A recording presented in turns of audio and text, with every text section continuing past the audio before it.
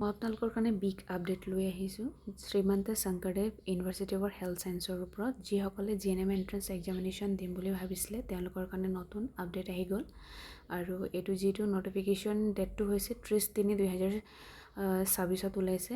আৰু এইটো চাওক আপোনালোকে ভালকৈ পঢ়িব GNM এডমিশ্যনৰ কোৰ্চটোৰ কাৰণে আপোনালোকে private institute of health session 2026 and schedule to be health